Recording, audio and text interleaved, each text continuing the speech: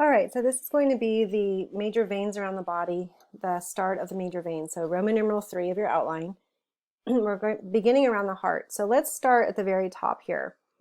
If you remember your arteries, let's just take a look at these, right? So this is your brachiocephalic trunk on the right-hand side. There's no need to say right brachiocephalic trunk because there's only one brachiocephalic trunk. On the split here, this is your right common carotid artery, right? And this is your left common carotid artery. This red vessel is your right subclavian artery. This is your left subclavian artery. So the veins that are bringing blood back towards the heart, in terms of your subclavian, it's the same name. So this that follows the subclavian artery, this is called the subclavian vein, right? That's good. This guy right here, this is your subclavian vein. Then the veins that are draining blood from your head alongside your carotid arteries, this is called the jugular vein, okay? So we have a jugular vein draining blood from your head. The carotid arteries are bringing blood to the head. Okay, there's two jugular veins. There's an internal and there's an external jugular vein. They drop down at different points. So the one you see here is your internal jugular vein, right? Those are your internal jugulars. So let's take a look. We have our blood coming from the head, blood coming from the arm, and so they're coming together and they're pouring into this little segment here. So this blood vessel is going to be named arm head, right? So this is going to be a brachiocephalic vein on the left side. So this is the left brachiocephalic vein. On the right side, we have our subclavian vein, our internal jugular vein, and this little piece right here, that's going to be our brachiocephalic vein on the right side. Okay, so this is our right brachiocephalic vein, our left brachiocephalic vein. Both of our brachiocephalic veins are draining into the superior vena cava. Okay, so hopefully that makes sense. You see that we also, you guys know this is the pulmonary trunk, this is the pulmonary artery, this is left side pulmonary artery, this is the right side pulmonary artery, this is your inferior vena cava. All right, so let's look at letter B, draining deoxygenated blood from the head. So remember the word sinus, the dural sinuses. Remember that a dura mater that we learned that covers our brain and spinal cord. Within the brain, it's a double-layered membrane and it opens up to form a sinus, and that sinus allows blood, the deoxygenated blood, to flow into it and out. So it's going to act like a vein, but the difference is it's made of dura mater. So it doesn't have those three layers we just talked about. It doesn't have the tunica intima, the tunica media, the tunica externa. It's just dura mater. So we don't want to use the word vein when we label things here. We want to be careful and use the word sinus. Okay, so let's learn some sinuses. Again, I'm not going to have you guys learn everything. I want to just focus on the really big ones here. But I want you to notice how they're going to curve around the cerebellum, and it's going to flow in this direction. So it's going to come here, it's going to flow out around the cerebellum, it's going to flow down and then out into a jugular vein.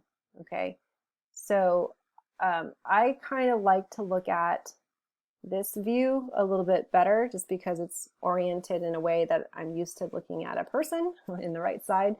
So I color coded for you guys all of the vessels that you need to know from this picture. The sinuses are in this purple color, the veins are in blue. So you can ignore these guys. So you have a superior sagittal sinus that's going to run in basically right in between your two hemispheres. So along your longitudinal fissure, you're going to have the superior sagittal sinus. That's going to go all the way to the back of your head. Now you're also going to have a little sinus here. So remember in this region we had our corpus callosum. So right above the corpus callosum we're going to have our inferior sagittal sinus. And that inferior sagittal sinus is going to drain into a straight sinus, and that straight sinus is going to come and meet together with our superior sagittal sinus. The blood then will go down It'll go down in this S-shaped curved sinus called the sigmoid sinus. And we see that same name, sigmoid, for that S curve of our colon, our large intestine as well. All right, so we have, oh, I'm sorry, I forgot the transverse sinus. So when you come down, this is going to go wide. So you're going to go out. The transverse sinus is going to go across your cerebellum. So this picture is better for that. See the transverse sinus here? It's going to, this point here is where the superior sagittal sinus and the straight sinus come together. Then it's going to go out wide through the transverse sinus, and then it's going to go down in that S-shaped curve, the sigmoid sinus. So this picture doesn't really show the transverse sinus as being very large, but it is. And then it comes down. This is your sigmoid sinus. And then look at what we're doing here. We're exiting the skull. And we're exiting the skull through what foramen? Remember that jugular foramen, right? That jelly bean-shaped jugular foramen. So our sigmoid sinus is going to leave the skull through the jugular foramen. And then right here, what can we call this now? This is now going to be called the internal jugular vein. Okay, so the internal jugular vein is going to come out of the skull, go down, down, down, and drop and drain into our Brachiocephalic vein. See, we have internal jugular listed here. Be careful because there are some external veins on the skull that also drain into the internal jugular vein. So rely on looking at where that initial vein is coming from. Is it coming from inside the skull? Then we know we have to name it internal jugular. If you look at the external jugular and you go up, it's draining blood from the outside of the skull. It does not have anything to do with the inside, right? So we're going to name that one external jugular. So the internal jugular comes down first, closer to your midline, and the external jugular is a little bit more lateral. So this is our subclavian vein. We have the same name here. And same name here, axillary vein, right? So these are the same as your arteries. But this is something that you should be able to label, okay? So that was drainage from the head, letter B. Let's look at drainage from the arm, the upper extremity. Oh, here's a true false. The sigmoid sinus, which penetrates the jugular foramen, leaves the skull as the external jugular vein. This is false. It should be the internal jugular vein. All right, so here is a nice image of your upper extremity. So let me just start by saying the blood vessels that you can see underneath your skin are largely going to be veins. There are very few superficial arteries because arteries need to be more protected, right? They're carrying the oxygen-rich blood to organs, so the organs are relying on that blood coming to them for survival. So arteries, by and large, are deeper in your body, so that a superficial injury is not going to cut off the blood supply to a major organ. Veins, on the other hand, you can damage a vein, and all the veins are doing is bringing blood back to the heart, right? So it's not really supplying an organ. So veins tend to be more superficial, because if you injure them, it's no big deal. You have so many veins that if one vein is blocked or damaged or taken away, even in surgery, right, for bypass surgery, there's alternate routes to your heart. So think about like LAX. LAX is your heart, and you want to get there, right? And the 10 freeway is cut off, but there's so many other ways you can take to LAX. So even if you take one side road out, there's other pathways to LAX, and that's basically your venous network. You have so many veins. They're superficial, but if one is damaged, it's no big deal. There's other ways there. These are the larger blood vessels of your upper extremity. So the light blue is going to refer to your superficial veins. The darker blue is your deeper veins. And so let's take a look at our notes. We're going to start off with a letter C, right? So we have our brachial vein. So in the arm, our brachial vein, cephalic vein, and basilic vein. The only one out of those three that's deep is your brachial vein. So let's take a look, right? So the dark blue, this guy here is your brachial vein, right? And that makes sense. It's the same name as your artery. The other two are superficial, the cephalic and basilic. So the cephalic is going to be the one that's more lateral. Let's find the word. Okay, here's cephalic. So notice the cephalic vein is branching off your axillary, right? Or it's not branching off, it's kind of draining in, sorry. I want to change the terminology because we're draining into. So the cephalic is taking blood from your forearm as well as your arm. So if you look down here, we also word cephalic. So the cephalic vein is the same vessel in your forearm. This is all the cephalic vein. We're going to do a little offshoot here. This is also the cephalic vein. And the cephalic vein will drain blood into your axillary vein, okay? The basilic works the same way. You see the word basilic down here? So it's a superficial vein in your medial arm. Here's your basilic vein. It stays basilic vein, all the way here, same name, right? Basilic vein. And it drains also into your axillary vein. The deeper blood vessel network mirrors your arteries. So if you look at the dark blue, this is called your radial vein. We have our ulnar vein. They're deeper. They're going to come before the elbow. They're going to come together and form your brachial vein. The brachial vein also drains into the axillary vein. Okay? Now there's an interesting little tie. This is a clinically significant linkage. It's a superficial blood vessel that links your basilic vein with your cephalic vein. And this is called your median cubital vein, okay? So that is listed in your outline under letter C. So I have a bracket saying that the brachial vein, the cephalic vein, and the basilic vein all drain into the axillary vein. The axillary vein will become the subclavian vein, right? So if we follow the picture here, the axillary vein drains into the subclavian will drain into the brachiocephalic vein will drain into the superior vena cava, okay?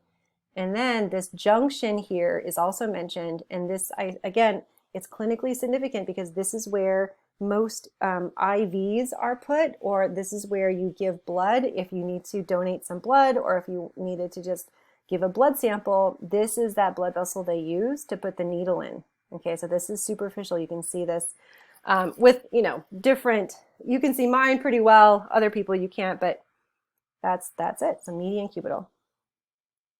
Okay, so I think from the forearm in the hand, we have, again, deep and superficial palmar arches, and they're going to drain the blood into the radial and ulnar veins. And then the superficial, so you have the deeper ones that drain into the deeper network, the radial and ulnar veins, and then you have a superficial palmar arch that drain into the superficial veins, okay? But they're interconnected, which is why the deep and superficial palmar arches enter into radial and ulnar, and then just the superficial palmar arch drains into the superficial network. Okay, let's look at letter D, the drainage from the thorax. Oh, this is just a blow-up picture. So if you wanted to take a better look at the cephalic, the basilic, the ulnar, the radial, our arches here. This is just kind of fun, right? Because we can see the blood vessel network on the back of our hands sometimes. And this is really neat because you can really see that arch. And this is going to be veins, dorsal venous arch of your hand. And you can see this is your cephalic vein, and then kind of you can see your basilic vein, right? So you can really see the veins of your hands. This is a cephalic vein. This is, so you can see very clearly, right, this guy. This is a cephalic. Runs from the forearm of the wrist to the and the biceps to the mid-shoulder, and then it dives deep to join the axillary. So you can kind of see it disappears right here. All right, so drainage from the chest, from the thorax. So there's something called the azygos system here, and azygos means unpaired. So they're not mirror images of each other in the chest. So let's take a look at what you want to be able to identify here. On the right side of your thoracic cavity, there is an azygos vein. And I have a number 59 here. This is referring to the heart model in class, which you don't need to worry about. It's called unpaired. Wait, sorry. Azygos means unpaired. So on the right side, let's find the azygos, right? So it's right here. So if you look at what's draining into it, we have our intercostals draining into it. We have, that's pretty much in this picture, but you have on the right side, you're going to have blood draining into the azygos. On the left side, you're going to have blood draining into something called the hemiazygos. Okay, so hemiazygos here. So you can see that they're not completely symmetrical, that this one's pushed over a little bit, this is on the vertebral wall. Anyways, that's what you want to know. And they don't drain into the same area either. But so those are the two. They're connected here. You don't need to know the connection. So really you just need to remember that the azygos drains from the right side of the thoracic cavity. The hemiazygos drains from the left side of the thoracic cavity. All right, so let's look at our abdomen. Okay, this is different than your arteries. And well, there's some similarities and there's some differences. So let's look at our notes. Letter E, drainage from the abdomen. So let's start at the top. And all of these blood vessels we're talking about, they're going to drain into the center. This is called your inferior vena cava. So the inferior vena cava doesn't change name. It's the inferior vena cava in your abdominal cavity. It's the inferior vena cava in your thoracic cavity. So it doesn't change. So starting at the top, we have our inferior phrenic veins. This is the same as your arteries. And then this is one difference right away. So we have some hepatic veins here, but on the artery side, we had a celiac trunk. So that does not exist for your venous system here. You have a series of veins coming from the liver, draining that blood from the liver into the inferior vena cava, and I'll explain why, okay? Coming back down, we have our suprarenal veins. That's the same as your arteries. We have your renal veins. Those are the same as your arteries. We have gonadal veins. Those are also the same as your arteries. However, there's a difference here. Your left side, the left gonadal vein, does not drain into the inferior vena cava. It drains into your renal vein, which is a little weird, but that's the anatomical feature that's kind of strange for that gonadal vein. Lumbar veins are the same. They're going to travel alongside the lumbar arteries. The middle sacral vein is the same. It's going to travel alongside the middle sacral artery. The common iliac veins are the same. They are going to travel right alongside the common iliac arteries. So what's different? We are missing our superior and inferior mesenteric blood flow, and we're missing the blood coming from our stomach and our spleen, right? So it turns out that there is a separate blood circulatory system for those organs. So that is called the hepatic portal system, letter F, okay? So to understand this, your stomach and your intestines are part of your digestive system.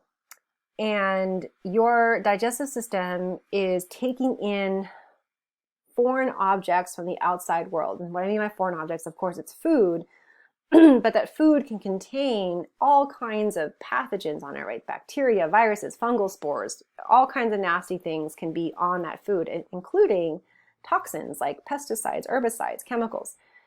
So your body has evolved a system to take the blood that's coming away from your digestive system and putting it first into the liver, because the liver is supposed to, that's a detoxifying organ. It's going to help clean and filter out not only the chemical toxins, but also you have a nice big community of macrophages that live in your liver.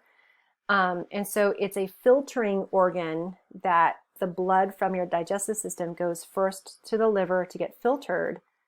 Then after it's been processed by the liver, then that blood goes into the general circulation. Then that blood goes into the inferior vena cava via these hepatic veins. Okay, so let's take a look at that portal system. So these are the 4 blood vessels, the veins, that will form or basically drain into the hepatic portal vein.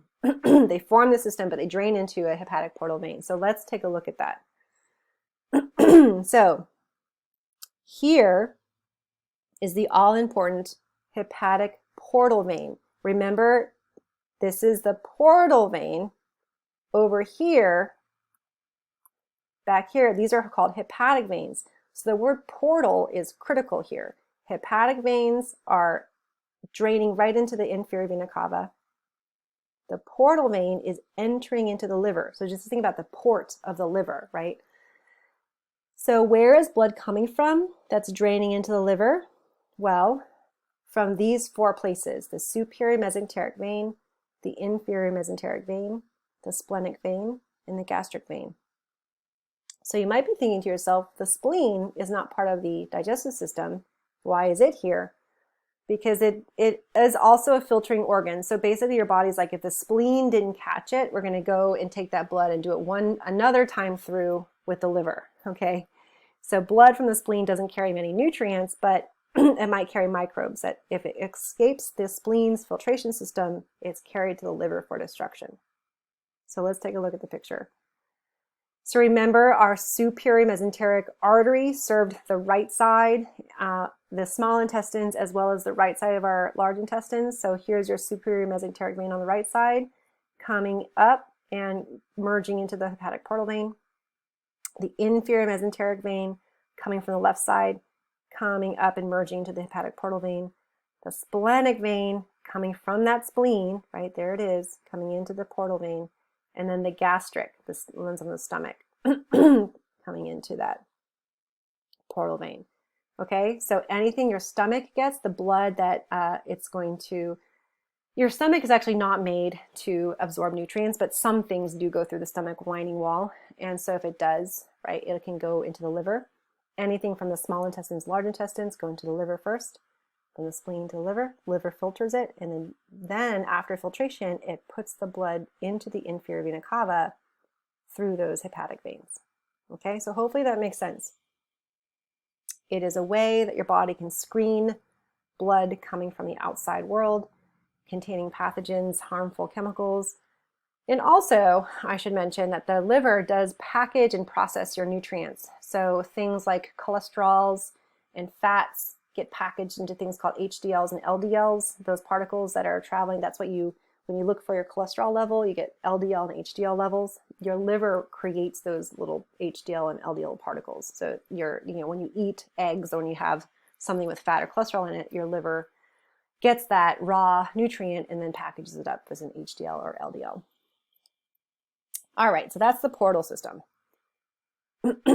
So what do you think the answer is here? You can pause it, think about it, but I'm going to tell you the answer. It's A. It's high in nutrients, okay? The portal vein does not carry blood towards the celiac trunk. There's no celiac trunk in the venous system. It's not high in oxygen. It's a vein. And it's connecting liver to general circulation. No, it connects the blood coming from those organs of the digestive tract to the liver, right? The liver, what connects the liver to general circulation would be the hepatic veins. Okay. Draining from the lower limb. You want to know the blood vessels in colors here, along with actually the small saphenous. This is included. So everything on this page. They're going to mirror your arteries. So nothing new here. Okay, we have a fibular vein. We have a posterior tibial vein, an anterior tibial vein, popliteal vein. So everything coming from the foot eventually drains into the popliteal vein. This is the deeper vein here, the larger vein where everything drains into. The small saphenous, this is a new one. This is a superficial vein, but the small saphenous is going to be on the lateral side of your leg and only your leg. So remember, your leg is from the knee down to your ankle. So this is called the small saphenous. Now I want to make that clear because there's also something called the great saphenous. And the great saphenous, you can see it in this diagram right here. It is very superficial medially. Okay, that's the great saphenous. There's this image which shows you the great saphenous here. Okay, so the great saphenous vein is a vein that runs from the ankle all the way up the medial leg, the medial thigh, all the way, and then finally drains into the femoral.